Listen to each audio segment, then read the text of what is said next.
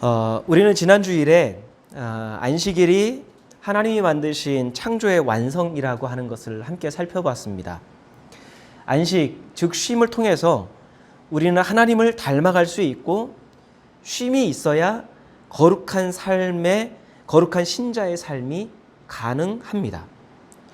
많은 목회자들이 안식을 재충전의 개념으로 이해하는데요. 그것은 그 안식을 잘못 이해한 겁니다. 왜냐하면 안식은 돌아봄입니다. 하나님 안에서 돌아봄이고 하나님 안에서 나 자신의 모든 것을 조율하는 시간이 안식입니다. 만약에 우리가 하나님 안에서 돌아봄도 없고 하나님 안에서 나를 조율하는 시간도 없이 재충전한다. 그것은 안식을 통해서 어떻게 되는 거죠? 결국 자신의 욕망을 향해 질주하는 삶을 반복하도록 하는 거예요. 돌아봄도 없고 조율도 없이 재충전합니다. 재충전을 통해서 힘을 얻습니다. 그러면 우리 삶이 방향이 어떻게 될까요? 다시 우리의 욕망을 향해서 질주하는 거예요. 그렇기 때문에 안식은 재충전이 아닙니다.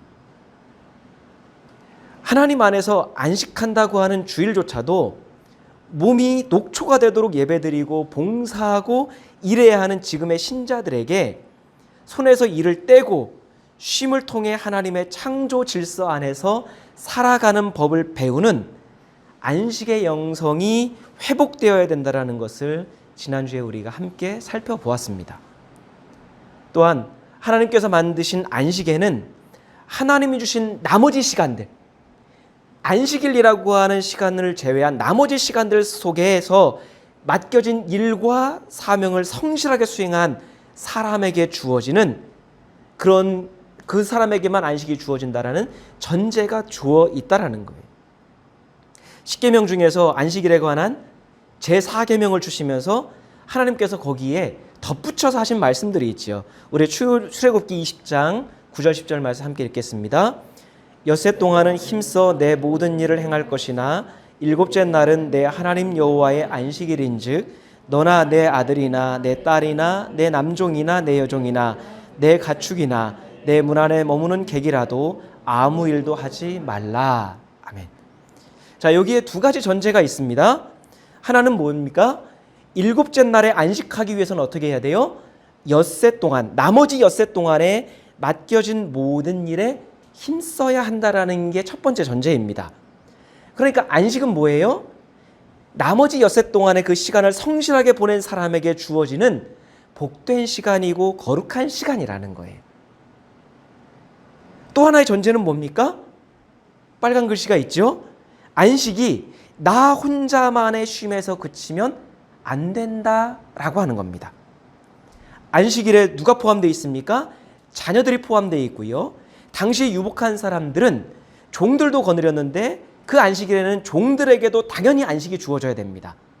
심지어 내 소유인 가축도 그날에는 안식해야 됩니다. 내 집에 누군가가 머무는 객이 있다면 그 머무는 나그네도 안식일에 일을 하면 안 됩니다. 그러니까 안식은요, 여유 있고 안식과 쉼을 누릴 수 있는 특정인의 특권이 아니라는 거예요. 하나님이 명령하신 안식은 모든 피조물들이 공평하게 누려야 되고 생명이 있는 하나님의 피조물이라면 함께 동등하게 누려야 될 이 세상을 향한 하나님의 자비와 긍휼, 사랑과 은혜의 법이라는 게 10계명의 제4계명이 가진 정신이라고 하는 거예요. 근데 우리는 보통 안식하면 내가 안식하는 것, 내가 쉬는 것만 생각한다라는 거예요. 그리고 그 안식일을 그냥 일곱째 날 예배 드리는 것으로만 인식하는 것을 우리는 안식으로 생각한다라는 겁니다. 하나님은 왜 안식을 법으로 만드셨을까요? 왜 안식을 반드시 지키라고 하셨을까요? 우리가 생각할 때 안식, 즉 쉼은 선택사항 아닌가요? 일하고 싶을 때 일하고, 일하고 싶은 사람은 쉬고 싶을 때 쉬고 싶은 사람은 쉬면 되는 거 아닌가요? 왜 쉬고 안식하는 그 자체도 하나님이 법으로 만드시고 명령으로 반드시 꼭 지키라고 하셨을까요? 생각해 보면 사람이 살아가는 세상은 안식을 선택할 수 없는 사람들이 많이 있습니다. 쉬면 되는 거 아니야? 일할 때 일하고 쉬면 되는 거 아니야? 라고 생각하지만 여러분 우리 주변을 봐도요. 안식과 쉼을 선택조차도 할 수 없는 사람들이 많이 있다라는 겁니다. 여기에 있는 말씀에도 보면 종들이 자기 마음대로 쉴 수 있을까요? 가축들이 쉼과 안식을 자기 마음대로 선택할 수 있을까요? 아무 소유도 없는 나그네들이 쉼과 안식을 선택할 수 있을까요? 없어요. 이들은 쉼, 안식을 선택할 수 있는 사람들이 아닙니다. 인간이 살아가는 세상은요, 시간이 지날수록 경쟁으로 인해서 불평등이 부득불 생겨날 수밖에 없는 구조입니다. 능력의 차이로 인해서, 그리고 원래 자기에게 주어진 환경의 차이로 인해서, 그리고 삶을 살아가다 보면 예기치 않은 어떤 변수에 의해서 부자와 가난한 사람이 생기고, 능력 있는 사람과 무능한 사람이 생기고, 성공한 사람과 실패한 사람이 생기고, 높은 사람과 낮은 사람이 생기고, 돋보이는 사람과 소외된 사람이 반드시 생길 수밖에 없는 구조입니다. 그러면 이러한 불평등이 있는 세상 가운데서 안식은 당연히 누구의 전유물이 될 수 있을까요? 돈과 권력과 지위와 어떤 여건을 가진 사람만이 안식을 누릴 수 있습니다. 그런 사람은 내가 언제든지 쉴 수 있습니다. 하나님이 안식일의 법을 딱 만드셨으면 그 사람들은 그 안식을 꼭 지킬 수 있습니다. 어기지 않아도 돼요. 하지만 가난하고 소외되고 무능력하고 여건이 되지 않고 하루 벌어서 하루 살 수밖에 없는 사람들은 어떻게 될까요? 안식일의 법을 지키려고 해도 지킬 수가 없다라고 하는 것이죠. 하루하루를 버티며 살아가고 가난하고 낮고 소외된 사람들은 안식은 그저 그림의 떡이에요. 신앙이 없어서가 아니에요. 신앙이 있어도 하나의 법인 걸 알면서도 내가 책임져야 될 가족들이 있고 오늘 일하지 않으면 내가 굶어 죽을 수밖에 없기 때문에 부득불 일터로 나갈 수밖에 없는, 때로는 누군가의 종이 되고 누군가의 소유물이 되어서 내 생활과 환경이 얽매여 있다라고 하면 지키고 싶어도 지킬 수 없는 사람들이 있다라고 하는 거예요. 안식은 나와는 상관없는 다른 세상 이야기일 뿐입니다. 그걸 우리가 믿음의 차원으로 정죄하면 안 되는 것이죠. 그렇다면 하나님께서 안식일에 모두가 쉼을 가져야 한다고 명령하시는 것은 생명을 보존하기 위해서입니다. 모두가 더불어 살아가기 위한 그 세상을 하나님이 만드신 거예요. 그게 하나님이 태초에 만드셨던 창조의 질서입니다. 누구는 낙오되어서 쉬지 못하고 그것을 쫓아가고 극복하고자 헐떡거리면서 쫓느라 남들이 쉴 때 노동에 허덕이고 부득불 일할 수밖에 없는 그런 환경에 있는 게 아니라 모두가 함께 존중받으며 살아가기 위한, 모두가 생명의 존귀함을 지키기 위한 그 세상을 만드시는 것이 안식입니다. 이런 면에서 보면 안식일은 단순하게 예배드리는 날이 아니라 생명을 보존하기 위해서, 생명을 살리기 위해서 만드신 날입니다. 쉴 여력이 없는, 쉼을 선택조차도 할 수 없는 빈곤하고 소외된 삶을 살아가는 그 약자들에게 안식은 어떤 의미일까요? 보호받는 거예요. 안식일이 있기 때문에 안식일을 지켜주면 어떻게 되나요? 보호받는 거예요. 그 안식 속에서 하나님의 사랑을 느끼는 거예요. 그러면 안식이 약자들만 보호하는 법일까요? 그렇지 않아요. 모든 것을 가졌다고 자신의 부와 힘을 믿고 살아가는 사람들, 더 많은 것을 소유하기 위해서, 더 높이 올라가기 위해서, 더 강해지기 위해서 욕망과 경쟁을 통제하지 못하는 사람들이 있습니다. 인간의 욕망에는 한계가 없기 때문이지. 근데 그런 사람들 또한 안식을 통해서 어떤 걸 얻죠? 생명을 보존받게 되는 거예요. 왜요? 그 안식의 법의 강제력 때문에라도 멈추고 자신을 통제하고 안식하면서 하나님 안에서 자신을 돌아볼 수 있는 것이죠. 내가 바로 가고 있는가? 내가 추구하고 있는 게 하나님 안에서 선한 것인가?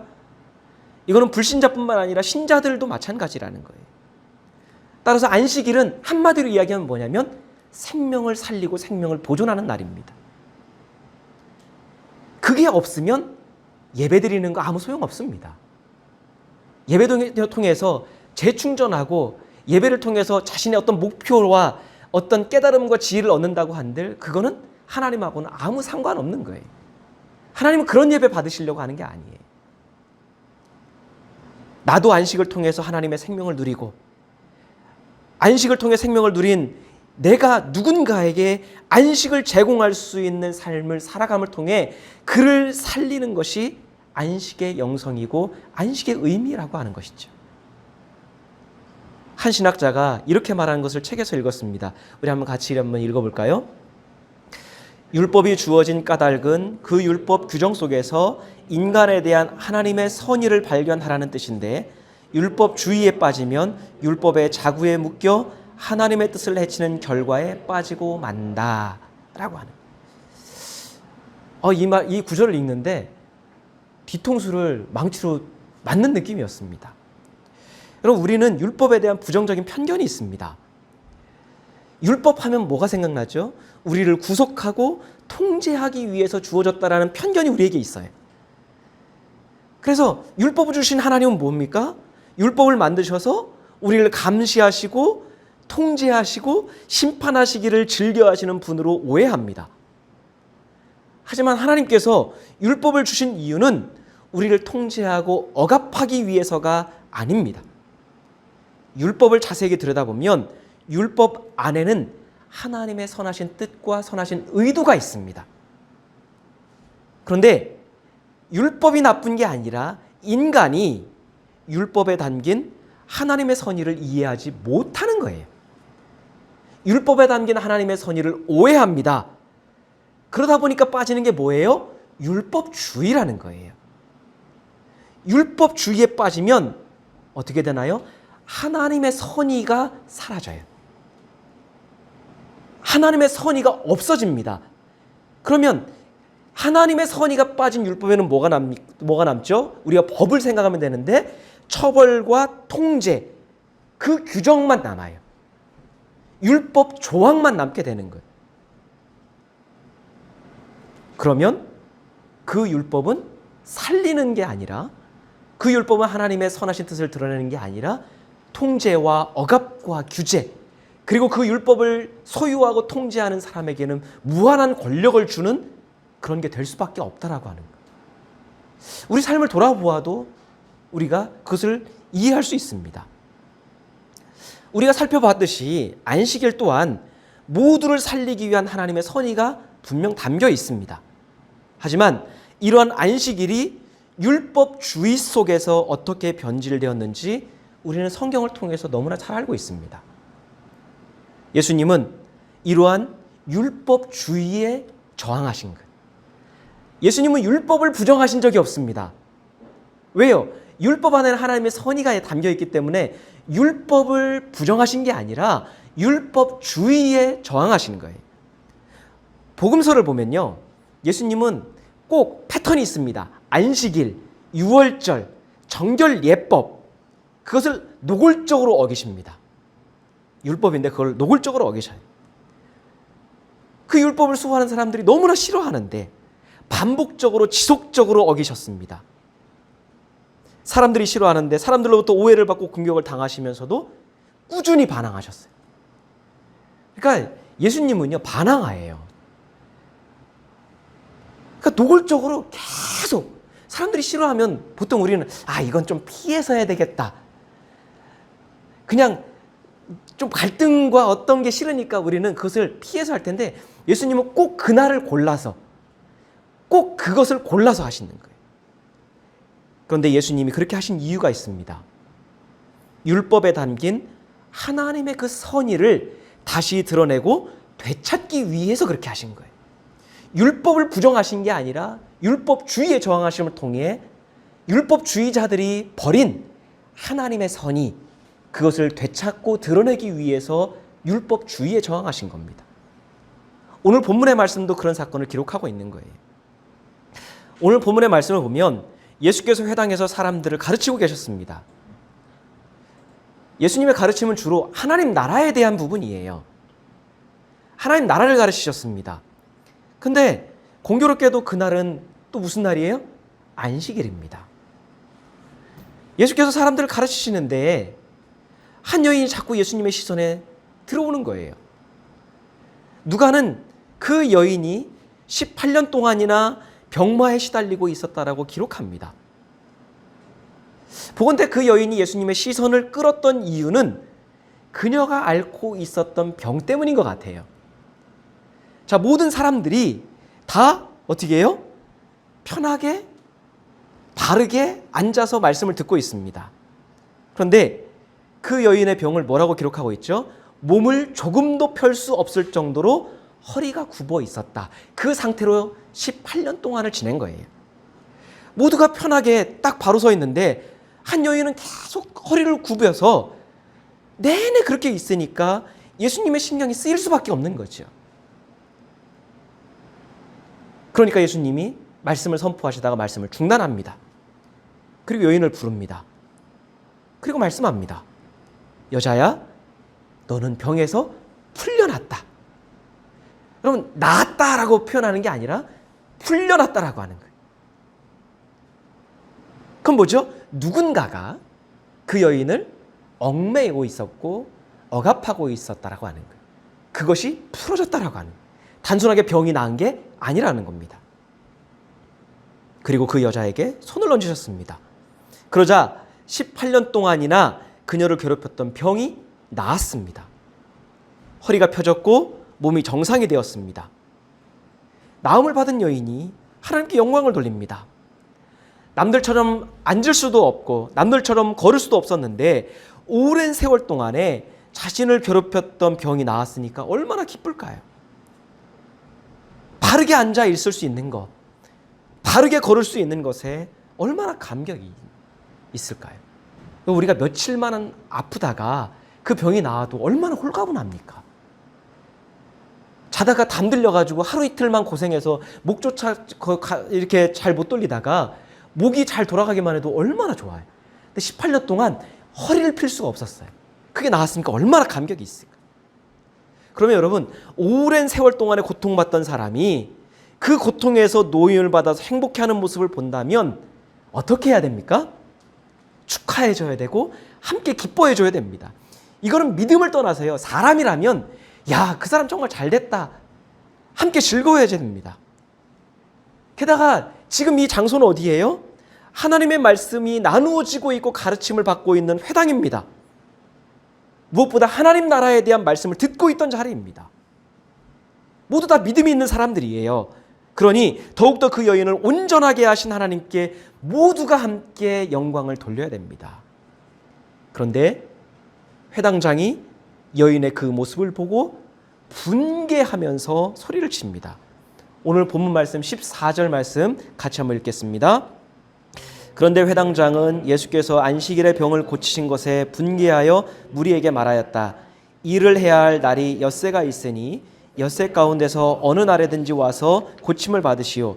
그러나 안식일에는 그렇게 하지 마시오. 자, 회당장이 분개하면서 소리를 지르면서 뭐라고 이야기합니까? 사람들한테 이야기해요. 안식일 말고 일을 할 수 있는 엿새가 있다라고 하는 거예요. 그러니까 굳이 이날 하루 그날 굳이 하지 말고 그 엿새 중에 안식일을 피해서 병을 고침 받으라고 말합니다. 그러나 사실 사람들에게 하는 것처럼 보이지만 누구한테 하는 거예요? 거기서 병을 고치는 만행을 저지른 예수님들이라고 하는 말이에요. 더 이상 안식일을 범하지 말라는 거예요. 여러분, 회당장의 말이 맞습니까? 틀립니까? 틀린 말이 아닙니다. 십계명에서도 우리 아까 살펴봤지만 엿새 동안 힘써 일하고 안식일에는 그 누구도 어떤 일도 해서는 안 된다고 하나님이 명령하셨기 때문이에요. 철저히 하나님이 말씀하신 것에 근거해서 말입니다. 일을 해야 할 날이 엿새가 있으니 엿새 동안 힘써 일하는 게 맞습니다. 회당장은 하나님이 주신 율법을 지키려고 한 겁니다. 다른 사람들로 하여금 율법을 어기지 않도록 조치를 취한 겁니다. 자신의 역할에 최선을 다한 겁니다. 더욱이 그 장소가 율법을 가르치는 회당이라면, 그리고 그 날이 안식일이라면 더더욱 조심해야 되는 것이죠. 당시 누가 봐도 이것은 회당장이 잘못한 겁니까? 예수님이 잘못한 겁니까? 예수님이 100번 잘못한 거예요. 그리고 이 여인의 병이 지금 금방이라도 숨이 넘어갈 목숨을 잃을 다급한 병이었나요? 아니에요. 어차피 18년 동안 알아왔던 지병입니다. 생명에 지장이 없습니다. 그러면 하루 이틀 늦춰서 고쳐도 아무 상관이 없습니다. 그러면 회당장이 이야기했던 것처럼 그렇게 하면 굳이 안식일을 범하지 않아도 되고요. 다른 사람의 마음을 불편하게 하지 않아도 되는 거예요. 굳이 안식일에 병을 고치는 일을 해서 문제를 일으킬 필요가 없는 겁니다. 그런데 철저하게 옳은 소리를 한 회당장에게 뒤에 말씀을 보면 예수님이 오히려 역정을 내시는 거예요.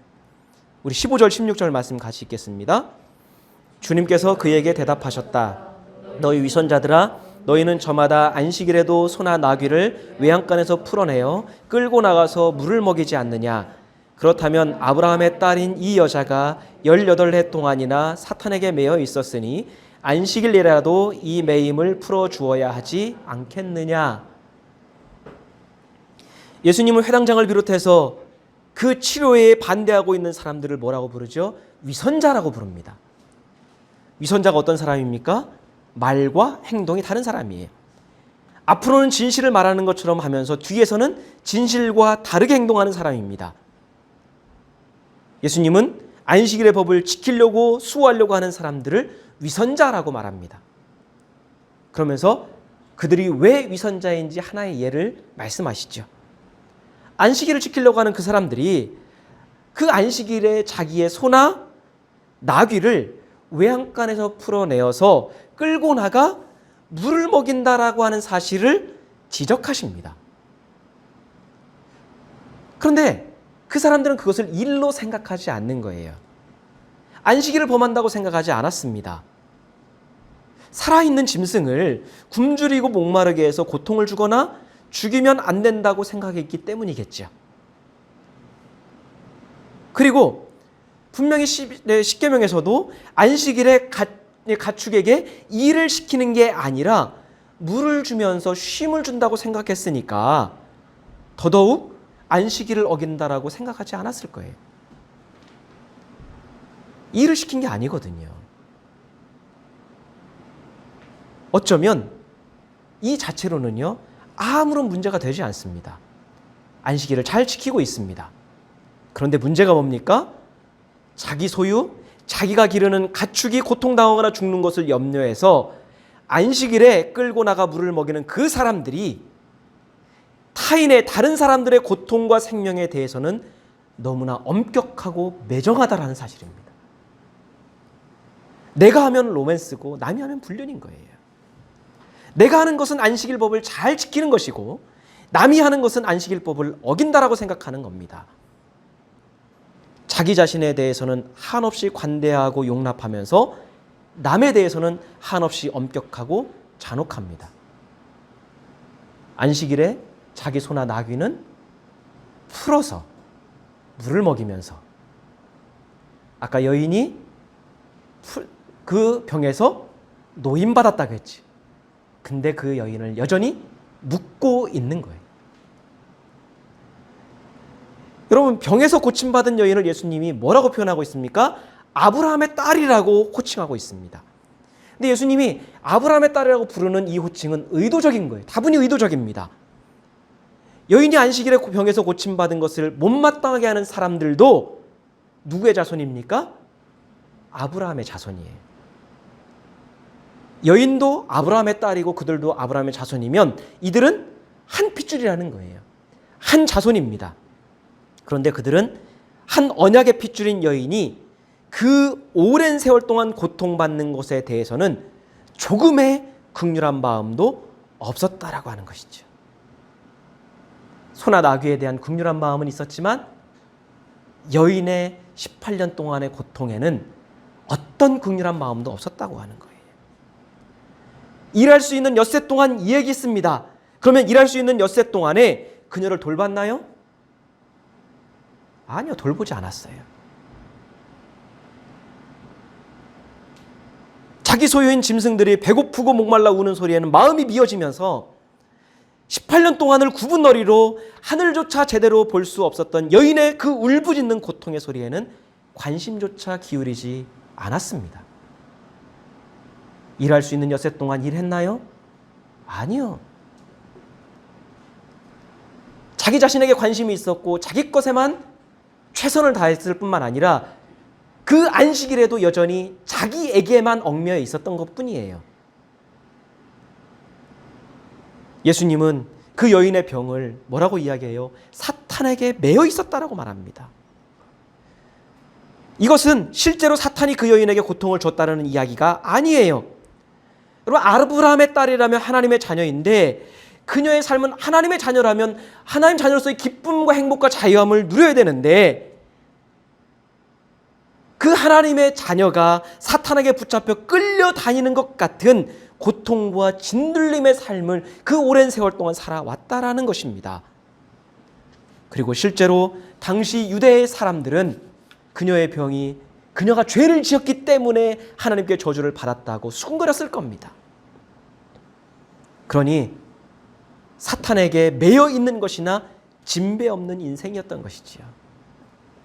여러분, 여기에서 말하는 사탄이 누군가요? 우리가 알고 있는 그 영적인 사탄이 아니라 그 여인을 정죄하고 여인에 대해서 무자비하고 여인을 돌보지 않고 긍휼과 사랑을 하지 않는 율법주의자들이 바로 사탄인 거예요. 누가 그녀를 얽매이고 있었습니까? 사탄이 그들을 얽매인 게 아니라 율법주의자들이 사탄의 역할을 하고 있었던 거예요. 따라서 예수님은 사탄에게 매여 있는 것 같은 비참한 인생이라고 하면 안식일에라도 풀어주는 것이 당연한 것 아니냐고 반문하시는 것이죠. 그 일은 하루도 지체할 수 없는 중요하고 다급한 일이라는 겁니다. 안식일에라도 그녀를 사탄의 손에서 구원하여 하나님의 딸로 회복시키는 것이 마땅하지 않겠냐고 반문하시는 거예요. 만약 그들이 사탄의 역할을 하고 있다면 안식을 보내는 그들이 사탄의 역할을 중지하라고 하시는 것이죠. 안식을 보내는 그들이, 안식일을 지키는 그들이 안식일에 사탄의 역할을 하고 있었던 것이죠. 여전히 자기 욕망과 자기의 탐욕에 얽매여서 다른 이들을 고통스럽게 하는, 그러면서 본인은 안식일을 거룩하게 지키고 있다라고 생각했겠지요. 결국에는 안식일에 사탄에게 매여있는 그 여인을 놓아주는 일은 둘 다 노임받는 겁니다. 여인도 노임을 받고 그 여인을 얽매고 있었던 율법주의에서 그들도 노임을 받는, 모두가 안식을 누리는 귀한 날이 되는 거예요. 예수님의 말씀을 들여다보면 안식일에 생명을 구하는 것, 누군가의 고통을 해결해 주는 것, 어려움에 처한 누군가를 도와주는 것은 일이 아니라고 하시는 겁니다. 분명 하나님이 안식일에는 어떤 일도 해서는 안 된다고 하셨지만 이런 일은 일이 아니라는 것이죠. 더 나아가 그게 만약 일이라고 한다면 이런 일들은 반드시 해야 된다라고 하는 겁니다. 하나님께서 안식일을 만드신 이유는 엿새 동안 힘써서 일했으니까 재충전을 위해서 쉬라고 하시는 게 아니에요. 하나님은 생명을 구하고 세상을 섬기고 타인을 구하고 돕기 위해 안식일을 만드신 겁니다. 고통과 고난, 소외와 차별 가운데 있는 사람들을 해방하기 위해서 안식일을 법으로 만드시고 계명으로 주신 겁니다. 그러니 안식과 쉼은 선택이 아닌 것이죠. 우리가 안식일에서 오해하는 것은 일을 하지 마라, 쉬어라, 이 구절을 하나님의 의도라고 생각합니다. 근데 이 구절은 하나님의 의도가 아니에요. 하나님의 의도는 뭡니까? 거룩하게입니다. 쉬어라, 일하지 말라라는 게 하나님의 의도가 아니라 거룩하게라고 하는 게 하나님의 의도입니다. 안식일을 지키되 거룩하게 지키라는 거예요. 쉬되 거룩하게 쉬어야 합니다. 왜요? 거룩한 쉼은 거룩한 일을 위해서입니다. 따라서 안식일은 거룩하게 쉬는 날인 동시에 거룩하게 힘써 일하는 날이 되는 것이죠. 요한복음 5장에서 예수님은 이 사실을 명확하게 드러내셨습니다. 우리 얼마 전에 묵상 본문이었죠. 예루살렘 성문 밖에 베데스다라고 하는 그렇게 이름 붙여진 연못이 있습니다. 근데 이 베데스다라고 하는 이 뜻은 뭐냐면 자비의 집이라는 뜻입니다. 근데 이 자비의 집에 온갖 병자들이 다 모여 있었습니다. 그리고 우리가 기억해야 될 것은 이것이 예루살렘 성문 바로 밖에 있었다라고 하는 거예요. 자, 그런데 베데스다 연못에 하나의 전설이 내려옵니다. 여러분 성경을 보면 거기에 이렇게 괄호로 되어 있는데 그것은 어떤 사본에 없다라고 하는 거는 이건 정설이 아니라는 거예요. 전설입니다. 자, 그런데 그 전설이 뭐냐면 천사가 가끔 그 연못에 내려와요. 근데 그 물을 움직이는데 그때 누구든지 먼저 들어가는 사람은 어떤 병이든지 낫는다라고 하는 전설이 있습니다. 문제는 이곳에 모인 사람들은 성문 밖, 성전 안으로 들어갈 수 없는 사람들이라는 거예요. 왜요? 온갖 질병을 갖고 있는 사람들은 율법에 의하면요, 거룩한 성전에 들어올 자격이 없는 사람들입니다. 그래서 바로 성문 밖에서 병이 낫기를 간절히 사모하고 있는 거예요. 그렇기 때문에 어쩌면 그 베데스다 연못에 모인 그 수많은 병자들은 누구냐면 성전에 그 예배를 드리러 가기를 갈망하는 사람들일지 몰라요. 그런데 병에 걸렸다는 이유만으로, 정결하지 못하는 이유만으로, 문제가 있다는 이유만으로 성전에서 쫓겨나서 성전에 용납받지 못하고 배제와 차별과 정죄 속에서 살아가고 있는 사람들, 그들입니다. 근데 그들은 베데스다 연못의 전설이 하나님의 백성으로서 예배드릴 자격을 얻을 수 있는, 본인도 하나님 앞에 좀 예배드릴 수 있는 차별과 정죄를 해결할 유일한 소망입니다. 근데 그게 전설과도 같은 이야기예요. 이루어질 수 없는 허망한 소망인 거예요. 근데 그들을 성전 안으로 들어오지 못하게 한 사람이 누군가요? 하나님이신가요? 그들을 성문 밖으로 내쫓은 사람들이 누군가요? 하나님이신가요? 그런 막연한 희망에 기대어 살아가는 현장에 예수께서 방문하셨고 그 중에서 38년 동안 병마에 시달리던 사람을 고치셨습니다. 그가 믿음의 고백을 한 것도 아니에요. 그 사람은 예수님이, 여러분 잘 본문을 보면 예수님을 귀찮아했습니다. 근데 그냥 어떤 이유에서인지 예수님이 그를 고치셨어요. 그리고 그때도 하필이면 언제예요? 안식일이에요. 예수께서는 그를 고치셨을 뿐만 아니라 지금껏 그가 의지했던 자리를 들고 걸어가라고 하셨습니다.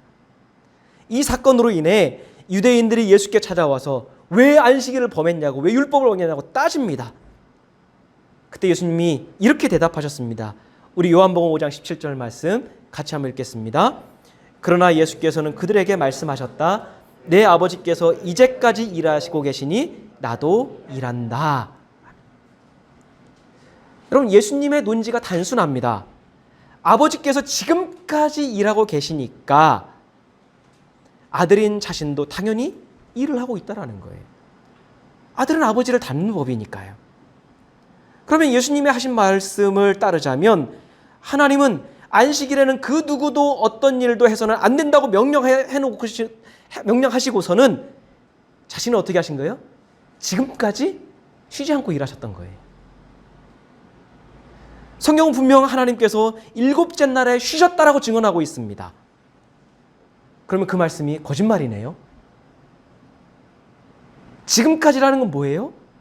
하나님이 쉬신 적이 없으신 거예요. 그러면 그 말씀이 거짓말이든지 아니면 하나님이 공식적으로는 일곱째 날은 일을 하지 말아라고 해놓고서는 비공식적으로는 계속해서 자신은 일을 하고 계셨다라고 하면 율법주의자들이 위선자가 아니라 하나님이 위선자죠. 앞과 뒤가 다르니까요. 아니면 그것이 아니라고 한다면 우리는 하나님께서 어떤 일을 멈추라고 하시고 어떤 일은 중단 없이 계속하셨는지를 살펴보아야 하지 않을까요? 우리가 하나님의 명령을, 안식을 오해하고 있는 것이기 때문이죠. 여러분, 하나님이 안식일에 중단시키신 것은 우리가 지난 시간에 살펴봤지만 세속적인 욕망과 인간의 탐욕을 향한 노력과 집착과 질주하는 삶을 중단하라고 하시는 겁니다. 일을 중단하고 거룩하게 쉬는 것은 나 자신을 돌아다보고 나를 그치고 내 욕망과 집착을 중단하고 하나님 안에서 나를 발견하는 시간을 갖기 위해 의무적으로 멈추는 겁니다. 왜요? 그게 바로 내가 사는 길이기 때문이에요. 욕망을 통해서 세상에서 아무리 많은 것을 얻는다 할지라도 하나님의 뜻 안에서 살아가는 삶이 아니라면 그것은 생명을 얻는 게 아니라 생명을 잃는 삶이기 때문에 의무적으로 멈추라고 하는 거예요. 하지만 안식일에도 중단하지 말고 힘써야 할 거룩한 일이 있습니다. 어떤 일이요? 생명을 구하는 일이요. 육체의 생명을 구하는 일뿐만 아니라 실패와 좌절, 차별과 억압 속에서 소외되고 죽어가고 있는 생각과 마음이 죽어있는 이들을 살리는 일, 이것은 멈추지 않아야 된다는 것입니다. 생명을 살리고 누군가의 존재를 회복시키는 섬김과 구원의 일이라면 시간과 나를 구별하지 말고 해야 한다는 것입니다. 그러니까 하나님은 멈추라고 하시는 동시에 안식일에도 여전히 지금까지 일하고 계셨던 겁니다. 오늘 본문에 18년 동안 허리가 굽었던 여인이나 베데스다 연못에 38년 된 병자의 치료는 우리가 안식일을 어떻게 보내야 하는지, 쉼의 의미가 무엇인지, 우리가 주일에 드린 예배가 무엇인지를 말씀하고 있는 겁니다. 그들을 쫓아냈던 사람들, 그들을 배제했던 사람들은 불신자들이 아닙니다. 그들을 쫓아냈다고 하는 사람들은 소위 말해 신앙이 좋은 사람들, 경건한 사람들이었습니다. 그들을 하나님 말씀의 현장에서 배제했고요. 하나님 앞에 예배드리는 현장에서 쫓아낸 사람들이에요. 18년 동안 허리가 굽었던 여인은 회당 안에서 무관심의 대상이 됐습니다. 베데스다 연못에 38년 된 병자는 자격 때문에 성전 밖으로, 예배 밖으로 내몰린 사람들입니다. 그런 사람들에게 예수님이 안식일에 보여주신 그 행동들, 그것을 어기셨던 행동은 나만의 예배, 나만의 구원을 위해 예배드리고 봉사하는 것을 주일 성수라고 착각하고 오해하는 우리를 향한 강력한 질타와 꾸지람이에요. 그게 예배냐라고 하시는 거예요. 그게 구원받은 백성의 삶이냐라고 하시는 거예요. 꾸지람입니다. 엿새 동안에 나를 창조하신 하나님께서 그 날 끝에 안식일을 창조하셨습니다. 그리고 안식일, 즉 그 한 날을 복 주시고 거룩하게 하셨습니다. 그러면 그 날만 복되고 거룩하다는 뜻이 아닙니다. 그 안식일을 통해 그 앞에 있는 엿새의 날 또한 복되고 거룩하다라는 것을 드러내는 안식일은 대표성일 뿐이에요. 왜 그럴까요? 모든 날, 모든 시간은 하나님이 만드셨고 하나님께로부터 왔습니다. 그러면 어떤 날은 복되고 거룩하고 어떤 날은 부정하고 불행한 날인가요? 아니에요. 이 대표성을 통해서 이 모든 시간이 거룩하고 복되다라고 하는 것을 드러내는 겁니다. 모든 시간은, 모든 날은 하나님이 창조하신 거룩한 창조물이라는 겁니다. 그러면 우리는 안식일의 그 쉼을 통해 우리의 시간이 거룩하다라는 것을 배우는 거예요. 거룩하게 시간을 보내는 삶을 깨닫고 훈련받는 것이 이 안식일의 의미입니다. 즉, 거룩하게 나의 모든 것을 중단하고 동시에 거룩하게 타인을 위해 일하는 것이 하나님께서 우리에게 요구하시는 안식일의 영성입니다. 바쁘고 분주한 세상, 경쟁과 탐욕에 찌들어 있는 세상, 모두가 성공을 향해서 질주하고 있는 세상 가운데서 거룩한 안식을 찾고 누릴 수 있는 우리 모두가 되길 원합니다. 일을 중단하고 쉬십시오. 거룩하게. 하지만 힘써 일하십시오. 거룩하게. 같이 기도하겠습니다.